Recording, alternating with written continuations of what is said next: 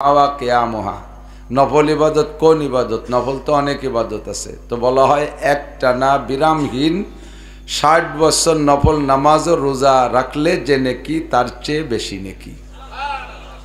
যেহেতু তার চেয়ে বেশি, বেশির আবার সীমা বলে নাই যে ১০ বেশি না ২০ বেশি, অসংখ্য বেশি, ঠিক না? যেমন লাইলাতুল কদর সম্পর্কে, লাইলাতুল কদর খায়রুম মিন আলফি শাহর, নির্দিষ্ট ১০০০ মাস ইবাদত বন্দেগী করার চাইতেও এক রাত ইবাদতের দাম বেশি লাইলাতুল কদর। তাফসীরের ভিতরে লেখে এখানে হাজার মানে হাজারই না, হাজার হলো আরবিতে বলে আদদে কাসির, অধিক সংখ্যা বোঝানোর জন্য এ সংখ্যাগুলো আরবে ব্যবহার করে, যেমন আমাদের এদিকেও ব্যবহার করে। কিছু কিছু সংখ্যা জায়গা বিশেষ বলে। কোনো বাড়ি মেহমান আসার কথা ৫ জন, কয়জন? মেহমান আসছে ১০ জন। কাছারিতি বসাই দিয়া খাবার দেবে ঘরেতে, মহিলা বলতেছে তাড়াতাড়ি নেন, বেটাকে খাওয়াই শেষ করেন, পরে মহিলাকে খাওয়াতে হবে। তো বেটা একবার কাছারিতে যায়, একবার ঘরে যায়, একবার বেরোয়, একবার ঘরে যায়। কি ব্যাপার, থাল প্লেট নেন না কে? রাগ করে কয় ১৪-২০ মানুষ আইছে, থাল নেব কি? ১৪-২০ মানুষ। ১৪-২০ কত হয়? ২৮০ জন না? তা আইসে হলো ১০ জন, তা কয় ১৪-২০ মানুষ আইছে। এই ১৪-২০ মানে নির্দিষ্ট ১৪-২০ না, ১৪-২০ মানে অতিরিক্ত, যা বলা হয়েছে তার চেয়ে বেশি আসছে। তো আরবিতে এই সংখ্যাগুলোকে এরকম অতিরিক্ত বোঝানোর জন্য বলা হয়। ৬০-৬০ই না, হাজার হাজারই না, হাজার হাজার মাস ইবাদতের চাইতে এক রাত ইবাদতের দাম বেশি। ৬০ লক্ষ ৬০ কোটি বছরও যদি কেউ হায়াত পায়, এই ৬০ কোটি বছর নফল ইবাদত করলে যেই নাকি আল্লাহ তাআলা একটা মাসালার বিনিময়ে তার চেয়ে বেশি নাকি দান করবেন। কাজেই আজকে সুন্দর করে ঘেরাও, চালটাও সুন্দর, বাউন্ডারি সুন্দর, একেবারে খুব সুন্দর একটা ইন্ডাস্ট্রিজের মতো দেখা যাচ্ছে, ইন্ডাস্ট্রিজের চাল। তো এই ইন্ডাস্ট্রিজটা আমাদের এখানে দুনিয়ার কোনো পণ্য তৈরির ইন্ডাস্ট্রি না, এটা নেকি তৈরির ইন্ডাস্ট্রিজ। এখান থেকে যে যত কায়দায় চালাকি চতুরতা করে পারি, কৌশল করে পারি, নেকি কামাই করে নেব। রাজি আছেন না? হুজুর বলেন আল কাইয়িসু মান দানা নাফসাহু ওয়া আমিলা লিমা বাদাল মাউত। চালাক, জ্ঞানী, হুঁশিয়ার, বুদ্ধিমান, ৪টি সিফাত। চালাক, জ্ঞানী, হুঁশিয়ার, বুদ্ধিমান। মান ওই ব্যক্তি, দানা নাফসাহু যে নিজেকে নিজে দিনদার বানাইলো, ওয়া আমিলা লিমা বাদাল মাউত আর মরণের পরে প্রয়োজন মনে করে নেক আমল করে প্রস্তুত থাকলো, ওই লোকটা অরিজিনাল চালাক। বোঝেন নাই? আমাদের দেশে চালাক কাকে বলে? যে যত বড় ফাঁকিবাজ সে তত বড় চালাক। ফাঁকিবাজরা চালাক না, ফাঁকিবাজরাই বোকা। চালাককে যে কায়দা করে কৌশল করে নেকি কামাই করে, ওইটা হলো আসলে চালাক। আর বোকাকে হুজুর বলেন ওয়াল আজিজু মান আতবা নাফসাহু হাওয়াহা ওয়া তামান্না আলাল্লাহ। আনাড়ি, বোকা, আহাম্মক, বেয়াকুব, নির্বোধ যা বলা যায়, সবচাইতে কম বক্ত, হতভাগ্য, দুর্ভাগ্য, আহাম্মক ওই ব্যক্তি মান আতবা নাফসাহু হাওয়াহা, মনে যা চায় তাই করে। দাঁড়াই থাকতে মনে চায় দাঁড়াই থাকে, এটি বেড়াতে মনে চায় এটি বেড়ায়, চানাচুর বাদানের দোকানে যে ঘুরে বেড়াতে মনে চায়, যা খুশি তাই মনে চায়। আর মাঝে মাঝে ২ কেজি জিলাপি কিনে দিয়ে একটা মিলাদ দিয়ে বেস্তের আশা করে বসে থাকে। এত বড় আবাল হয় না দুনিয়ায়। হুজুর কা এর চেয়ে বড় আর আবাল হয় না, এর চেয়ে বড় আহাম্মক হয় না। আপনারা কি আহমক হতে চান না চালাক হতে চান? নবীর ভাষায় চালাক হতে চান না? চালাক কারে কইলে মনে আছে? যে কোনো কৌশল করে নেকি বেশি কামাই করে নেয়, সেই লোকটা চালাক। চালাক হতে চান তো? যদি চালাক হতে চান, অল্পের ভিতরে ছোট্ট একটা আমলে ১ বস্তা নেকি শিখাই দেব, করবেন? আমলটা করবেন ইনশাআল্লাহ। যার সামনে যতটুকু ফাঁকা আছে, সামনে থেকে আগে বসলে ১০ বছরে তেকাবে সওয়াব। একটা না লাগাতার ১০ বছরে তেকাবে সওয়াব। দেখি চালাক কেডা আছে? ও যে রাস্তায় কয় চালাক দাঁড়ায় রয়েছে।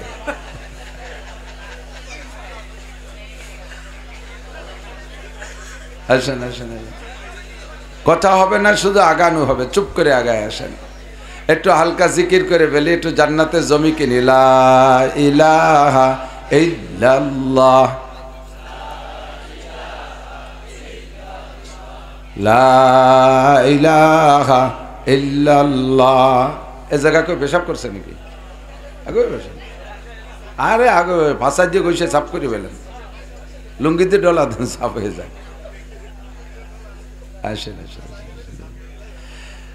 আল্লাহ পরিষ্কার সহি হাদিস, আল্লাহর দিন শেখার জন্য ঘর থেকে বেরোইয়া যেই ধুলাবালি গায়ে গতরে পায়ে লাগে ওই ধুলা জাহান্নামের আগুনে পুড়বে না। কাজে এক জায়গা ধুলো দেখে ময়লা দেখে আগাবেন না, ধুলো মাখান। ওই ধুলো যদি জাহান্নামে না যায় তাহলে ধুলো যার ফাঁসায় মা আসে সে ফাঁসা কি জাহান্নামে যাবে? ধুলো যেখানে ধুলোওয়ালা ফাঁসাও সেখানে, ও ধুলো জান্নাতে ফাঁসাওয়ালাও জান্নাতে। সুবহানাল্লাহ। আল্লাহ কবুল করুক, বলেন আমিন। ইন্না ইদ্দাতাশ শুহুরি ইনদাল্লাহি 12 শাহরা। আমরা জানুয়ারি ফেব্রুয়ারি বৈশাখ জ্যৈষ্ঠ দুইটা ক্যালেন্ডার 99% পাবলিক জানুয়ারি ফেব্রুয়ারি চেনে, 50% পাবলিক, অর্ধেক পাবলিক বৈশাখ জ্যৈষ্ঠ আষাঢ় চেনে। পোলাপান্ডা বা জেনারেল শিক্ষিতরা বৈশাখ জ্যৈষ্ঠ বাড়িটা হিসেব রাখে না। আর শতকরা 1% মানুষও খুঁজে বের করা যাবে কিনা আরবিতে 12টা মাসের নাম বলতে পারবে। 100 জনে একজন আরবিতে শুদ্ধ করে 12টা মাসের নাম বলতে পারা মানুষ 100-এ একজন খুঁজে পাওয়া কঠিন। জানুয়ারি ফেব্রুয়ারি মুখস্থ রাখলে আয়াতক্ষণ নেকিও হবে না, বৈশাখ জ্যৈষ্ঠ মুখস্থ রাখলে একটা নেকিও হবে না, পহেলা বৈশাখে পান্তা ইলিশ খাইলে আয়াতক্ষণ নেকিও হবে না, 31st নাইট জানুয়ারির 1 তারিখ উদযাপন করলে একটা নেকিও হবে না গুনাহ ছাড়া। কিন্তু আরবি 12 মাস কথা হবে না, আরবি 12 মাস মুখস্থ রাখলে সুন্নতে মুআক্কাদার কারণে আপনাকে 100 শহীদের সওয়াব দেওয়া হবে। আল্লাহ নবী বলেন, যে সময় দুনিয়ার থেকে সুন্নতগুলো মুসলমানদের অলসতার কারণে মিটিয়ে যাওয়ার সম্ভাবনা দেখা দেবে, মুসলমানদের অলসতা অথবা অমুসলমানদের অপষড়যন্ত্রের শিকার হইয়া সুন্নতগুলো মিটে যাওয়ার সম্ভাবনা দেখা দেবে, ওই সময় যদি একটা সুন্নতের পর কেউ আমল করে, হুজুর হাদিস বলেন, মান তামাসসাকা বিসুন্নতি ইনদা ফাসাদে উম্মতি ফালাহু আজরু মিয়াতি শাহীদ। এই সময় একটা সুন্নতের পর আমল করলে আল্লাহ তাআলা তাকে 100 শহীদের সওয়াব দান করে। বলেন সুবহানাল্লাহ। যতবার ফাঁকে ফাঁকে সুবহানাল্লাহ বলবেন অতবার আপনার জান্নাতের মধ্যে বিশাল একটা ফলদার গাছ লাগানো হতে থাকবে। জমি কিনা আছে কোনো টেনশন নাই, লা ইলাহা ইল্লাল্লাহু মুহাম্মাদুর রাসূলুল্লাহ পড়ার সাথে সাথে আপনার জন্য জান্নাতের ভিতরে এই দুনিয়ার মতো 10 দুনিয়া সমপরিমাণ জমি দলিল হয়ে গেছে। ফাঁকা জমি, ফাঁকা মাঠ, ওর মধ্যে কোনো গাছপালা একটা দুগলো মুগলো বাদলার ছাড়াও নাই, ওর ভিতরে যা যা দরকার দুনিয়ার থেকে করে যেতে হবে। কাজেই সুবহানাল্লাহ যত বেশি পড়বেন জান্নাতের গাছও তত বেশি লাগানো হয়ে যাবে। আল্লাহু আকবার। তো আমাদের আরবি মাসের ভিতরে পরপর 7টি মাস অত্যন্ত দামি। আল্লাহ পাক বলেন, আমি যখন আসমান জমিন চন্দ্র সূর্য সৃষ্টি করেছি সেই থেকে আমি আল্লাহ তাআলা 12 মাসে বছর হিসাব রাখি। কয় মাস? আল্লাহ পাকও 12 মাসে বছর হিসাব রাখে। এই 12 মাসের নমুনায় জেনারেল মাসগুলো বিভিন্ন দেশে আরও অনেক ক্যালেন্ডার চলে। তো আন্তর্জাতিক ক্যালেন্ডার হলো ইংরেজি, আর আমাদের বাংলাদেশের বাঙালি আঞ্চলিক ক্যালেন্ডার বাংলা। সোয়াব হবে গুনাহ হবে সে সাইড বাদ, তবে আরবি মাসের নাম মুখস্থ রাখলে, তারিখগুলো স্মরণ রাখলে আপনার সুন্নতে মুআক্কাদার আমলের কারণে 1 বস্তা নেকি পেয়ে যাবেন। আজকে আকাশে চাঁদ উঠছে কয় তারিখ? 19শে শাবানের চাঁদ। কয়? 19শে শাবানের চাঁদ উঠছে আকাশে রাত্রে। যদি আল্লাহ পাক এ মাসটা 30 তারিখ 30 দিনে অতিক্রম করায় তাহলে আর 11 দিন পরে আসতেছে সাইয়্যিদুশ শুহুর, সমস্ত মাসের নেতা মাস রমজান মাস। আর যদি হয় 29 তাহলে আর 10 দিন পরে রোজা রেডি হয়ে যায় আমরা ইনশাআল্লাহ রোজার জন্য। আরবিতে নবী পাক সাল্লাল্লাহু আলাইহি ওয়াসাল্লাম রজব মাসের 1 তারিখ থেকে দোয়া পড়তেন, যে দোয়াটা আমি খুতবার মধ্যে পড়েছি, আপনারাও বহুবার শুনেছেন, মসজিদের ইমাম সাহেবরা জুমার দিন আপনাদেরকে তালকিন দিয়েছে। আর একবার পড়ে নেই, কারণ আর যে 10-11 দিন আছে এর মধ্যেও অনেক মানুষ মারা যাবে, যেতে পারে কি না? আমরা আপনারা এখানে যে কয়জন আছি রমজান আসার আগে 11 দিনে সব কজন মরে সাফ হওয়ার সম্ভাবনা আছে না নাই? বেঁচে থাকার কোনো সম্ভাবনাই নাই। বেঁচে থাকা আল্লাহ বাঁচায় রাখে তাই থাকি, কিন্তু মরে যাওয়ার সম্ভাবনা আছে না নাই? তা আমরা নবী পাক দোয়া করছেন রজব মাসের 1 তারিখ থেকে, আল্লাহ গত রমজানের পরে 9টা মাস যখন বাঁচাই রাখলিয়া, আর এই রজবের সাজ উঠে গেছে মাত্র 2 মাসটাই নিটুনি, আমার একটু রমজান মাসে পৌঁছাই দাও। আর রজব আর শাবান এই দুইটা মাস বরকতের মাস, সম্পূর্ণ বরকতের মাস। এজন্য হুজুর সাথে দোয়া করছেন, আল্লাহুম্মা বারিক লানা ফি রজবা ওয়া শাবান ওয়া বাল্লিগনা রমাদান। আমরা সেই দোয়া করি, আল্লাহ রজব ও শাবানের বরকত আমাদেরকে দান করো, বলি আমিন। ওয়া বাল্লিগনা রমাদান, আমাদেরকে রমজান মাসে পৌঁছাইয়া দাও। চলতি মাস শাবান মাস লাইলাতুল বারাতের কারণে দামি। গত যে মাস চলে গেছে রজব মাস, ওই মাসটা দামি হওয়ার কারণ আমাদের নবী বিশ্ব নবী মুহাম্মদুর রাসূলুল্লাহ সাল্লাল্লাহু আলাইহি ওয়াসাল্লামকে দুনিয়ায় বসাইয়া 4টি মিডিয়ায় এলেম শিক্ষা দিয়েছেন। 1 নম্বরে রুইয়ায় সালেহা, সত্য স্বপ্ন। সব নবীদের স্বপ্ন শতভাগ সত্য, আমাদের নবীর স্বপ্ন 100 সত্য। নবী পাক স্বপ্নে দেখলে সেই স্বপ্নে যদি একটা ফরজ পাইতেন, উম্মতকে যদি বলতেন আমি স্বপ্নে এই জিনিসটা ফরজ পেয়েছি, তোমরা বিশ্বাস করো, বিশ্বাস করো, ফরজ আমল করো ফরজ, এ কথা বলা যাবে না। এটা জিবরাইল এনে দেয় নাই, নবী স্বপ্ন পেয়েছে। স্বপ্ন নবী পাকের স্বপ্ন শতভাগ সত্য। স্বপ্নের মাধ্যমে নবীকে এলেম শিক্ষা দিয়েছেন। 2 নম্বরে এলহাম, সিনার ভিতরে সরাসরি এলেম ঢুকাই দিছে, সিনার মধ্যে এলেম দিয়ে দিছে, এর নাম হলো এলহাম। আর একটা হলো কাশফ, যে বিষয় নবীকে জানানোর ইচ্ছা করেছেন আল্লাহ, ওই বিষয়টা সামনে ওপেন করে দিতেন। জান্নাত নবীকে জানাবে, একেবারে জান্নাতগুলো সামনে খুলে দিত। আসরের নামাজের পরে নবী পাক একদা পাহাড়ের নিচে, পাহাড়ের ছায়া জায়গায় বৈশা সাহাবায়ে কিরামদেরকে নিয়ে জান্নাত আর জাহান্নামের আলোচনা করতেছেন। যখন জান্নাতের আলোচনা করতেছেন, জান্নাতের গাছগুলো এমন, ফল পাকড়া এমন, জান্নাতের হুররা এরকম, জান্নাতের গেলমানরা এরকম, বিস্তারিত বয়ান করতেছেন। মাঝে মাঝে হুজুর গাছের থেকে ফল তুললে হাতের অবস্থা একরকম, কাহারো হাত ধরতে গেলে হাতের অবস্থা আর এক রকম। নবী পাক সামনের দিকে হাত বাড়ান, কখনো যেন মনে হয় গাছের একটা ফল তুলেন, আবার কখনো মনে হয় যেন কাহারো হাত ধরেন, অথচ খালি হাতে ফিরে আসেন। সাহাবায়ে কিরাম জিজ্ঞেস করলেন, হুজুর মনে হয় যেন কি ধরেন, অথচ খালি হাত, মনে হয় যেন কি ছেড়েন, অথচ খালি হাত, ঘটনা কি বুঝলাম না। হুজুর বলেন, আমি যখন জান্নাতের বয়ান তোমাদের সামনে দিচ্ছিলাম, জান্নাতের গাছের গোড়া উপর দিক মাথা নিচু মুখী, ফলে ফুলে ভরা, আমি ফল তোলার জন্য ওই ফলের বয়ান যখন করি, জান্নাতের গাছ একেবারে আমার হাতের নাগালে চলে আসছিল। মনে করলাম একটা ফল তুলে রাখি তোমাদের খাওয়াবো। যখন জান্নাতের নারী হুরদের বয়ান করি, তখন হুররা আমার হাতের নাগালে চলে আসে। আমি মনে করলাম একটা হুর ধরে রাখি, তোমাদেরকে জান্নাতি একটা নারী দেখায় দেব, কিন্তু হাত বাড়ানোর সাথে সাথে জিবরাইল টান দিয়ে সরাই নিয়ে যায় আর বলে, হুজুর দুনিয়ায় বসে হুরদেরকে ধরে রাখা যাবে না, দুনিয়ায় বসে জান্নাতের ফল ছিঁড়ে খাওয়ানো যাবে না। জাস্ট হুবহু বর্ণনা করার জন্য আপনাকে সুবিধা আল্লাহ পাক এই জান্নাত আপনার সামনে ওপেন করে দিতে বলেছেন। তাই দেখে দেখে উম্মতকে বলে দেন, যে এই ব্যক্তি বিশ্বাস করবে ইউমিনুনা বিল গায়ব, এই না দেখে যারা বিশ্বাস করবে তাদের জন্য হুবহু এই জান্নাত বরাদ্দ থাকবে।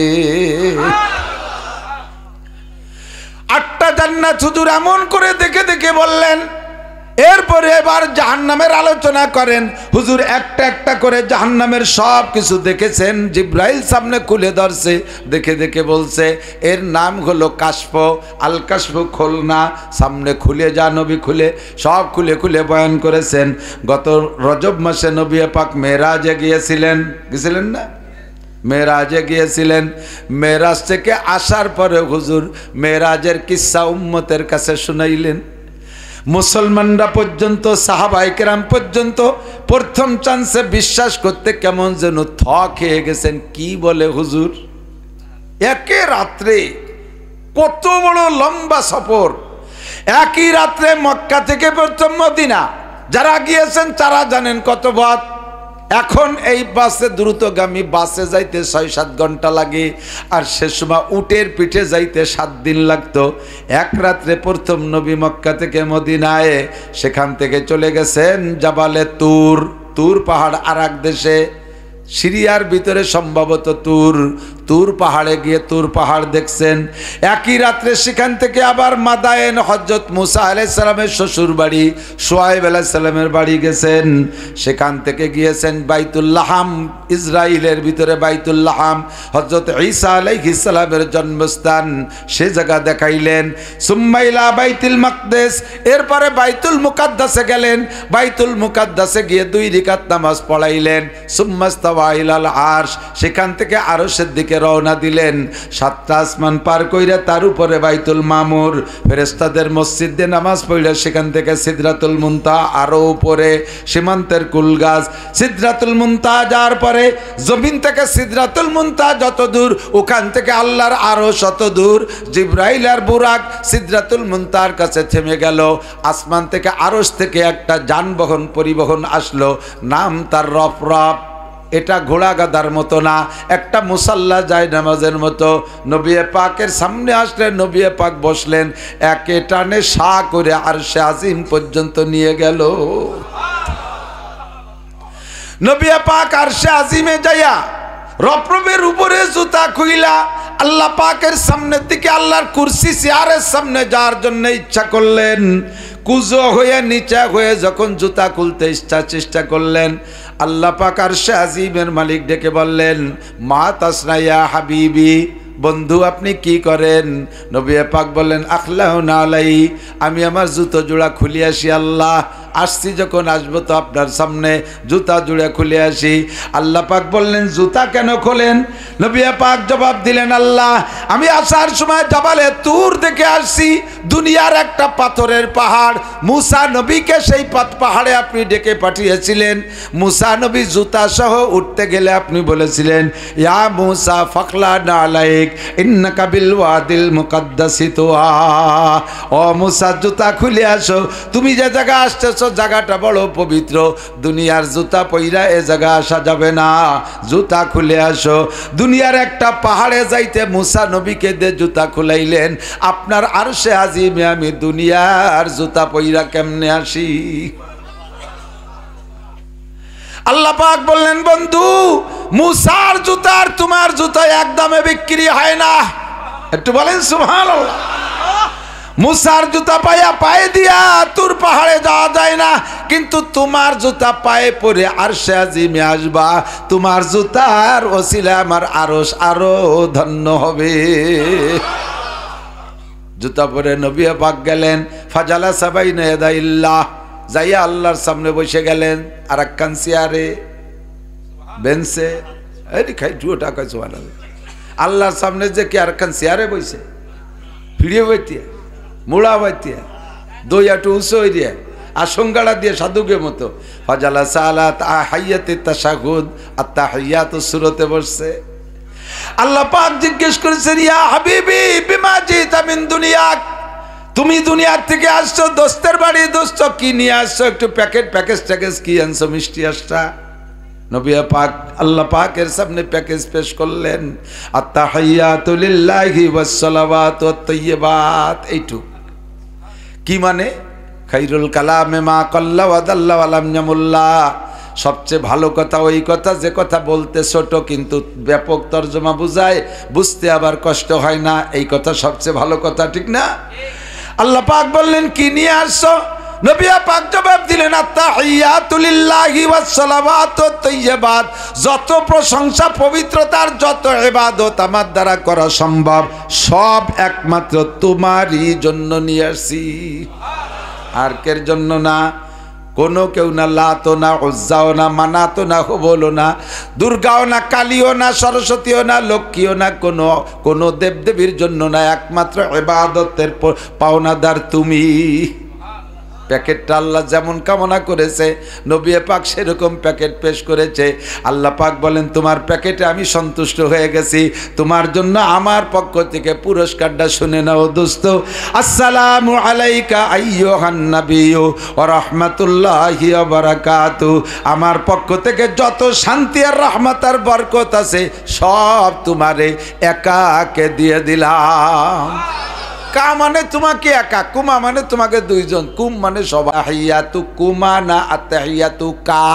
কি বলে? আসসালামু আলাইকা, আসসালামু না আসসালামু আলাইকুম, আসসালামু আলাইকা, হে নবী তোমার এই আকারে দিয়ে দিলাম আমার শান্তি, ওয়া রাহমাতুল্লাহি ওয়া বারাকাতু, আমি আল্লাহর রহমত আর বরকত সব তোমার এই আকারে দিয়ে দিলাম। ও জায়গা আল্লাহ দেয় আর নবী নেয়, বুঝেন, খেয়াল করেন, দেয় কে, নেয় কে? আর কেউ আছে? দুইজনের লেনদেন হচ্ছে, এত বড় বরকতের বস্তা, নবী ওই জায়গাতে জুত করে সুইস ব্যাংকে একা একা ঢুকই দিয়ে চলে আসতে পারত। আমাকে নেতাকে যা স্বভাব, যদি কোনো জায়গা গোপন কিছু পাই উম্মতে জানতে না পারলি ও আর দুনিয়ায় থাকতে জানার কায়দা নেই। তখন আমরা হজে যাইয়া কুরবানি দিয়ে আসি, ওই কুরবানির গোষ্ঠ কোনো হাজি নিজেরা খায় না, খুব একটা খায় না, দুই একজন একটু সামান্য খায়, বেশিরভাগই থুই আসি আমরা।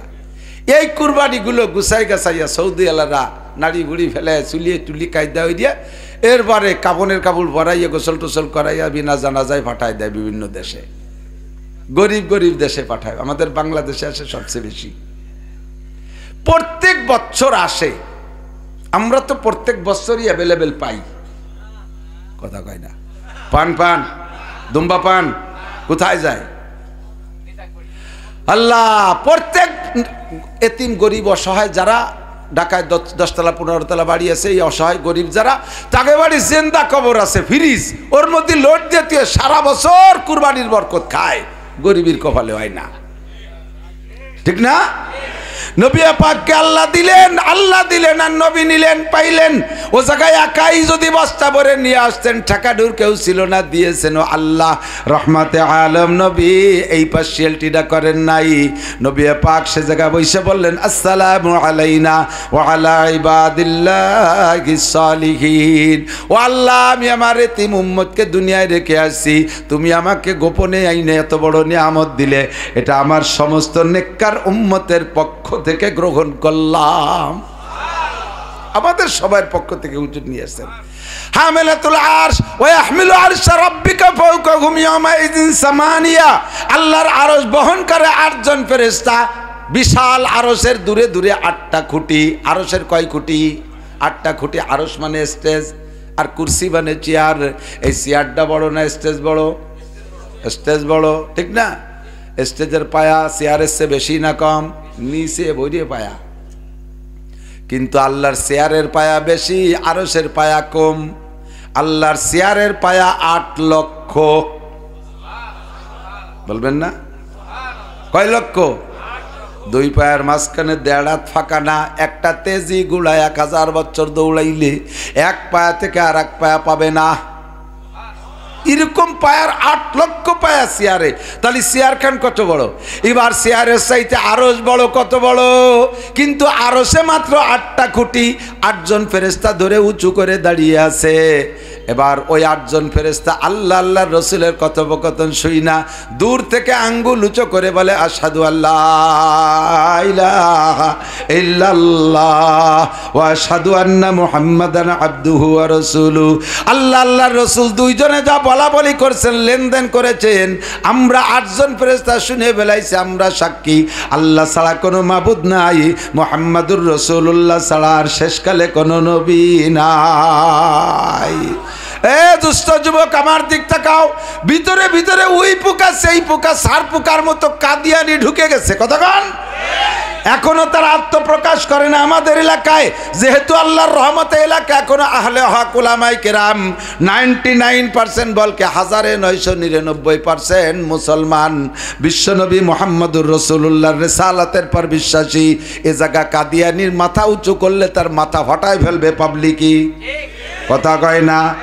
ও যুবক, তুমি নামাজ যদি নাও পড়ো, দাড়ি যদি নাও রাখো, সুন্নত নিজে আমল নাও করো, তোমার সামনে যদি কেউ এসে বলে কাদিয়ানি, সে গোলাম আহমদ কাদিয়ানি শেষ নবী, তারে সুমো দিবা না মাথা ফাটা দিবা? মাথা ফাটায় ফেলাই দেবে, ঠিক না?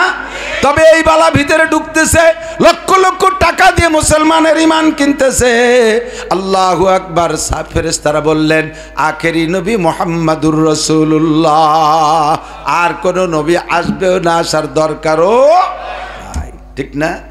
নবী পাককে সামনে বসাইয়া আল্লাহ পাক সূরা বাকারার শেষ 2 আয়াত আমানার রাসূল বিমা উনজিলা ইলাইহি মির রাব্বিহি এখান থেকে নে লাস্টের 2 আয়াত ওই জায়গায় বসায় পড়াইছে, আর আগের টুক জিব্রাইলের মাধ্যমে মক্কায় বসাই পড়াইছে।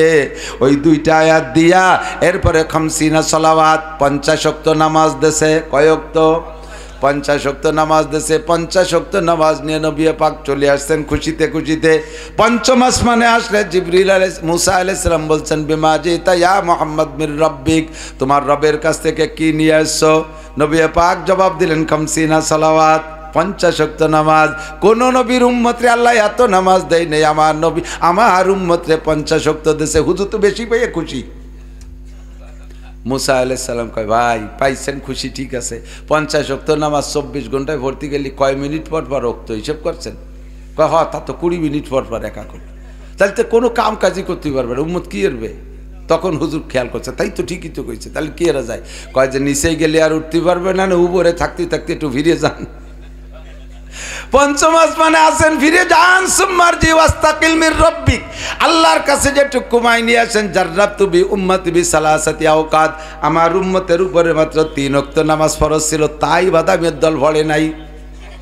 আর আমার উম্মত তো কত শক্তিশালী উম্মত, 30 ফুট 20 ফুট 25 ফুট লম্বা, কত শক্তিশালী, ফিরাউনের মতো আন্তর্জাতিক খ্যাতি সম্পন্ন দামড়ার সাথে কতদিন মারামারি যুদ্ধ বিগ্রহ করা উম্মত আমার। এই শক্তিশালী উম্মত 3 ওয়াক্ত পড়ে নাই, আর আপনার উম্মত হবে দুর্বল, লা তুতিকু, তারা পারবে না, এত নামাজ পড়তে পারবে না।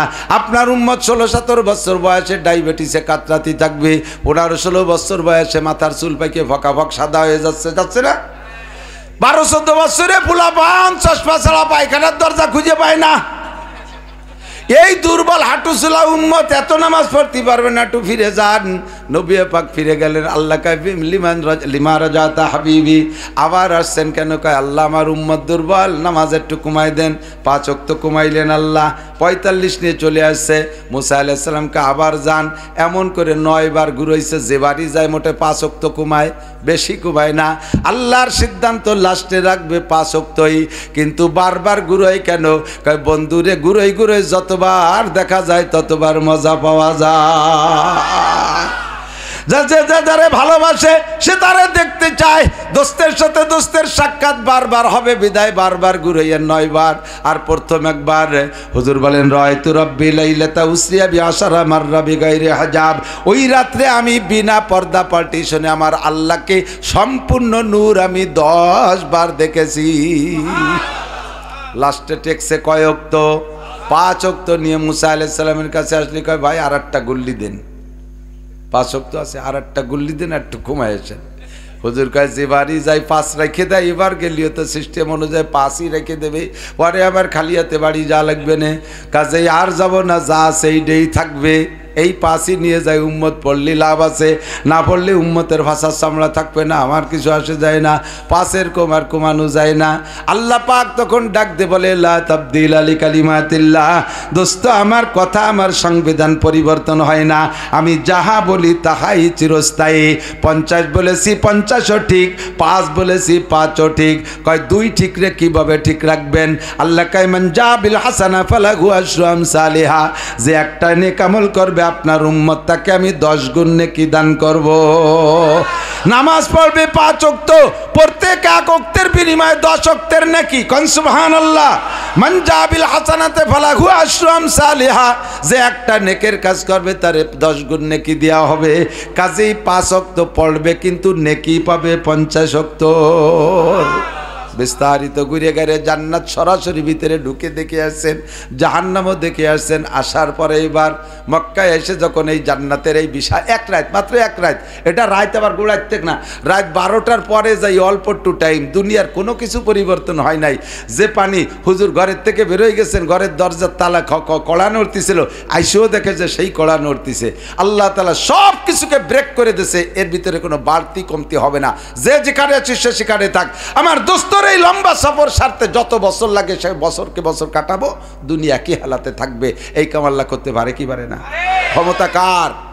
এটা একমাত্র কার? আর Donald Trump, Joe Biden, Netanyahu, কোনো ট্যামটমে কাম হবে না। ঠিক কি ঠিক না? সর্বময় ক্ষমতার মালিক আমার আল্লাহ। হুজুর এই সব কিছু দেখে শুনে আইসা হজরবাদ বয়ান দেশে সাহাবাই কিরামদের কাছে শুনিয়ে হতভম্ব, কি কয় এতদিন যা কইছে তা তো মানতে পারছি, যেভাবে মেনে নিয়েছি, এইটা কি কইল হুজুর? 7 আসমান পার হলেন, উড়লেন কিছু, বিমান নাই, রকেট নাই, কি গেলেন হুজুর, সবই বলছেন, তার ভিতরে সন্দেহ ভাব। এক শ্রেণীর সাহাবারা চুপ করে শুনি মেনে নিয়েছে। হযরত ওমর তাও কেমন একটু নরম ভাব, যাইয়া হযরত আবু বকরকে বলতেছে, ভাই হুজুর তো একদিন যা বলছে কোনো ভাব সব খারাপ করিনি, আজকে যা কইছে, কি কইছে? কয় এই কইছে। কয় যদি হুজুর যাই থাকে তাহলে সত্যিই গেছে। এ খবর হুজুরি কানে আইছে যে আর সব সাহাবায়ে কিরাম কেমন ভাব। আমার আবু বকর শুনে হুজুর যাহা বলেছে সত্য বলেছে, এর চেয়ে যদি বেশি বলে তা আমি মানতে রাজি। হুজুরকে হুজুরের জবানে আবু বকর সম্পর্কে বলে দিলেন, আমার আবু বকরের উপাধি হলো সিদ্দিক। সিদ্দিক মানে চরম সত্যবাদী, নবীর যে কথা শুনছে সে কথা মেনে নিয়েছে। আমাদের দেশে সিদ্দিকির অভাব নাই, মিনিটে 50টা মিথ্যে কথা কয়। এরকম আছে না সিদ্দিক? কোট মসজিদের প্রাক্তন ইমাম সব বলতেন, নাম আতর আলী, গায়ে ভাটার গন্ধ। নাম আতর আলী, গায়ে ভাটার গন্ধ। এই আতর আলী হলি গ্রান হয় নাকি? গায়ে ভাটার গন্ধ। নাম সিদ্দিক, দুনিয়ার মিথ্যে কথা কয়। এরকম সিদ্দিক আবু বকর না। কিন্তু এই খবর যখন ছড়াই পড়ছে, মিস্টার আবু জাহেল, খেয়াল করেন, আবু জাহেল আইসে কইতেছে, ভাতিজা তুমি একদিন যা কইছো আজকে কতি গেছো কে? কি কাকাজান কি হয়েছে? কই তুমি তোমার আল্লাহ তোমার উপরে উঠে নিচে যেভাবে নেচে গেছো, তোমার আর তোমার আল্লাহর ব্যাপার, তুমি এই যে বাইতুল মুকাদ্দাস, মদিনা, এই সব জায়গা ঘুরছো বলে একই রাত্রে এই ভাব কথা কও কে? তুমি গেছো কোনোদিন? না যাইয়ে যে জায়গা আছে ওই সব জায়গা আমি ঘুরিয়েছি। এক জায়গা জাতি 7 দিন, 10 দিন, 15 দিন, 20 দিন, 1 মাস লাগে। আর তুমি এক রাত্রি একটু টাইমের ভিতরে সব জায়গা ঘুরিয়েছো, আর কবা না? হুজুর কাছে আচ্ছা গেছি তা কব না কে? আচ্ছা তো সব জায়গা বাদ দাও, তুমি কদি বাইতুল মুকাদ্দাস তো গেছো, ওর দরজা কয়টা, জালনা কয়টা? হুজুর কি বাইতুল মুকাদ্দাসে জালনা দরজা গুনতে গেছে নাকি? কতক্ষণ? আমরা যে ঘরে বসবাস করি, কয়জন বলতেই পারবেন আপনার ঘরে কয়টা জালনা? আমি তো পারবো না, আমার ঘরে কয়টা জানালে আমি নিজে হাতে বানাইছি, আমার বাপের কেলে ঘরে থাকি না, আল্লাহ আমার তৌফিক দিয়েছে যা বানাইছি। আমার ঘরে কয়টা জানালা, কয়টা দরজা আমি তাও বলতে পারবো না। আমার বিল্ডিংয়ে কয়টা দরজা, ঘরে কয়টা দরজা, সব আমি বলতে পারবো না। আর হুজুর এক রাত্রি কই জায়গায় জালনা দরজা গুনতে গেছে নাকি? হুজুর কে আল্লাহ নেছে, যাওয়ার পথে ওই 2 রাকাত নামাজ পড়ায় চলে গেছে। এনে জালনা দরজা না করতে পারলে হুজুরের সফর বলে ওই নেই। হুজুর কয় যে কোন দামলার ফালাই বললাম, আল্লাহ চুপ করে বসে রয়েছে। জিবরিল আলাইহিস সালাম এসে কয়, হুজুর কি হয়েছে এইভাবে চুপ করে বসে? কয় দাও না, খবিসটা কি জিজ্ঞেস করে? সে বাইতুল মুকাদ্দাসে জালনা দরজা কয়টা, সব আমি না করতে পারলি বলে আমার সফর হই নেই। তো জিবরাইলকে হুজুর কোনো টেনশন করে না, দেখতে পারলে তো বলতে পারবেন। হুজুরকে দেখবো কি, তো সে রাত্রি একবার দিয়ে আইছি, সে সময় তো আর আমি অত গুণী নেই। তো জিবরাইলকে হুজুর এক্ষুনি দেখবেন। সঙ্গে সঙ্গে নবী পাকের সামনে বাইতুল মুকাদ্দাস ওপেন করে দিয়েছে। যে কথা বলবো বলে বলছি, কাশ খুলে যাওয়া। হুজুরের সামনে বাইতুল মুকাদ্দাস খুলে দিছে, ঘুরোই দেখাচ্ছে, ঘুরোই টেলিভিশনে দেখে না, ড্রোন ক্যামেরা দিয়ে ক্যামেরা করে উপরে দেখায়, সাইডে দেখায়, এপাশ ওপাশ ঘুরোই দেখায়। জিবরিল আলাইহিস সালাম আল্লাহর কুদরতি ড্রোন ক্যামেরা দিয়ে বাইতুল মুকাদ্দাস ঘুরোই দেখাচ্ছে হুজুরের সামনে। হুজুর চক্ষু বন্ধ করে দেখতেছেন আর মুসকি হেসে বলতেছেন, চাচা জালনা দরজা কয়টা শুধু তাই করলেই হবে না, ওতে রড মট কয়টা আছে তাও কব, কোন জালনায় কয়টা পাল্লায় কয়টা তক্তা আছে তাও কব, কোন পাশে কয় ইটের গাঁত দিয়েছে তা বলবো। কব বাবা খালি বোঝা বাড়াইও না, তুমি জালনা দরজাগুলো কও, একটা ক্ষতি পারবা না নে, টুয়োটা কবা, মনে আছে যে আমি যাবো না নে, ও আমি যাইয়ে দেখবো, তুমি কবা আর আমি লিখে রাখবো। হুজুর কথা তুই খাতা ধর, আমি একটা কই, একটার বিস্তারিত বললেন। লাস্টে বললেন যে তুমি তো খালি বাইতুল মুকাদ্দাস চাইছো, আমি আরেকটা জিনিস বলে দেই, বাইতুল মুকাদ্দাসের দরজার সামনে দেখবে একটু কুচু একটা পাথর আছে, ওটা মেয়ের খুঁটির মতো খাটো একটা পাথর আছে, ওর গলায় একটা ফুটো আছে। ও ফুটোটাও কী কারণে শুনে নাও। আমি ওখানে যখন গেছি বুরাকে চড়ে, আমাকে জিবরাইল মসজিদের মধ্যে ঢুকাই দিয়া পরে দেই যে জিবরাইল পিছনে, বললাম ভাই ঘরে আসেন, মসজিদে আসেন। জিবরাইল কয় হুজুর না আপনি থাকেন, আমি আসতেছি, আমি বুরাকটা বাঁধতে দিয়েছি। তো জিবরাইল ওই খুঁটির সাথে বুরাক বান্ধার জন্য আঙ্গুল দিয়ে খুঁচা দিচ্ছে, পাথরের গলা ফুটো হয়ে গেছে, ওর মধ্যে রশি দিয়ে বাঁধতে তুইছে। ওইটা একটু দেখি আসতে, তুমি যারে ভাটাবার নিজে গেলেও যাইও, ওই সেই পাথরের গলায় ফুটো আছে কিনা তাও তুমি দেখি এসো। সব খাতায় লিখিয়া 10 জন রেদে, ও তো গভর্নর, সৌদি আরবের গভর্নর ছিল তখন এই আবু জাহেল। ও গভর্নর লোক পাঠাইছে 10 জনের একটা টিম, যাইয়ে দেখবি 1 মাস যাবি, যাওয়ার 1 মাস, আসতে লাগবে 1 মাস, 10 দিন ধরে দেখবি, দেখে ভালো করে মিলেবি, কোন কোন জায়গায় লোকমা আছে ঠিক রাখবি, চিহ্ন দিয়ে রাখবি, খালি মিথ্যে কথা একটা ভুল হলিয়া তোর নবুয়তে ছুটে দেব। এই 10 জন যাইয়া ঘুরে ফিরে সব দেখে বলছে যে আইসের ডাইরেক্ট আগে আমার কাছে আসবি, মোহাম্মদের কাছে যাবি না, কে এর সাথে দেখা করবি না, খাতাটা জমা দিয়ে তারপরে একসাথে যাবো উদ্ধারে।